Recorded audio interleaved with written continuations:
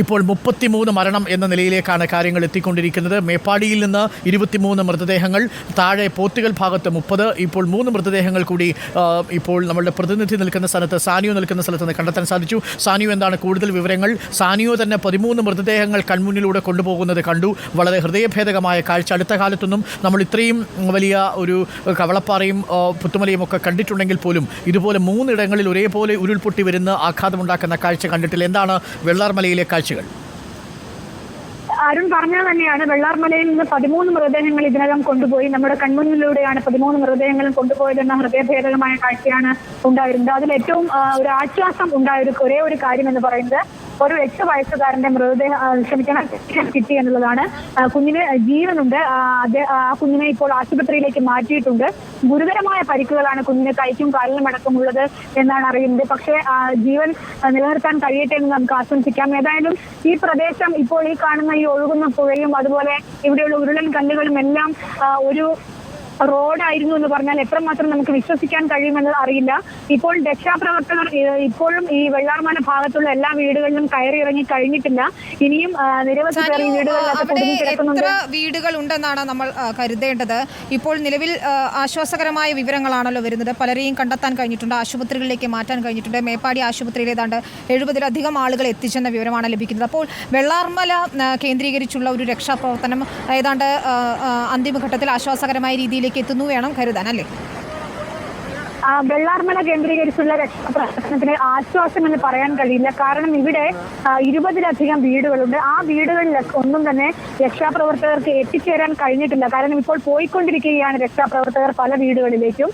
മാത്രമല്ല ഈ വീടുകളൊക്കെ പകുതി തകർന്ന നിലയിലാണ്. അതുകൊണ്ട് തന്നെ രക്ഷാപ്രവർത്തകർക്ക് അതിനുള്ളിൽ കയറി ആളുകളുണ്ടോ എന്ന് നോക്കുക അസാധ്യമാണ്.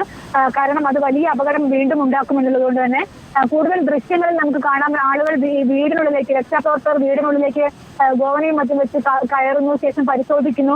ആ വീട്ടിൽ നിന്നാണ് ഇപ്പോൾ ദൃശ്യങ്ങളിൽ കാണുന്ന ആ വീട്ടിൽ നിന്നാണ് നമുക്ക് കുഞ്ഞിനെ ജീവനോടെ കിട്ടിയത്. ആ വീട്ടിൽ നിന്ന് തന്നെയാണ് മറ്റൊരു സ്ത്രീയുടെ മൃതശരീരം കിട്ടുന്ന സാഹചര്യം ഉണ്ടായത്.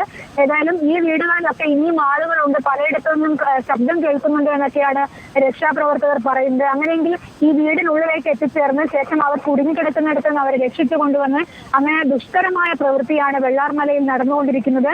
ഇവിടെ എത്ര വീടുകൾ ഉണ്ടായിരുന്നു എന്ന് പറയണമെങ്കിൽ ഇവിടുത്തെ ഒരു നാട്ടുകാരനെ കിട്ടണം. പക്ഷെ നമുക്ക് നാട്ടുകാരായ ഒരാളെ പോലും ഇവിടെ കാണാൻ കഴിയുന്നില്ല എന്നുള്ളതാണ്. എത്രമാത്രം ദുരന്തത്തിലേക്ക് പെട്ടുപോയി എന്നുള്ളത് നമുക്കറിയില്ല. കാരണം നാട്ടുകാരെന്ന് പറയുമ്പോൾ ഈ വെള്ളാർമല ഭാഗത്ത് താമസിക്കുന്നവരെ കാണുന്നില്ല, മറിച്ച് ഈ പ്രദേശത്തുള്ള ആളുകളൊക്കെ ഉണ്ട്. പക്ഷെ അവർക്ക് കൃത്യമായി എത്ര വീടുകൾ ഉണ്ടായിരുന്നു എന്ന് പറയുക വയ്യ. ഇവിടെയൊക്കെയുള്ള വീടുകളെല്ലാം പകുതി തകർന്ന നിലയിലും മുഴുവനായി തകർന്ന നിലയിലും ചില വീടുകളുടെ മുകളിലൊക്കെ നിന്നുകൊണ്ടാണ് നമ്മൾ റിപ്പോർട്ട് ചെയ്യുന്നത്. മാത്രമല്ല ചിലയിടങ്ങൾ ഈ പോകുന്നതൊക്കെ റോഡായിരുന്നു. അതായത് ഈ വെള്ളവും ഈ വലിയ ഉരുളൻ കല്ലുകളും ടൺകണക്കിന് ഭാരമുള്ള ഈ പാറക്കല്ലുകളും ഒക്കെ ഉള്ള സ്ഥലമൊക്കെ റോഡായിരുന്നു എന്ന് പറഞ്ഞാൽ അതൊരു യാഥാർത്ഥ്യം മാത്രമാണ്.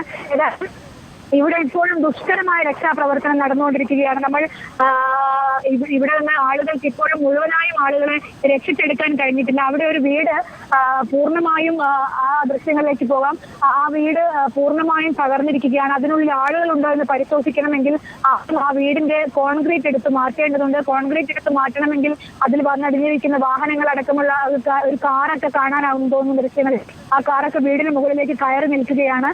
അത് മറ്റൊരു വീട്ടിലെ കാർ ഒഴുകി വന്നതാണെന്നാണ് നമ്മൾ മനസ്സിലാക്കുന്നത്. അതൊക്കെ മാറ്റിയതിനു ശേഷം, ആ കോൺക്രീറ്റ് മാറ്റിയതിനു ശേഷം മാത്രമേ ആ വീടിനുള്ളിലൊക്കെ ആളുകളുണ്ടോ എന്നുള്ള കാര്യങ്ങളൊക്കെ മനസ്സിലാക്കാൻ കഴിയുകയുള്ളൂ. ഏതായാലും അതീവ ഗുരുതരമായ സാഹചര്യമാണ് വെള്ളാർമലയിലുമുള്ളത്.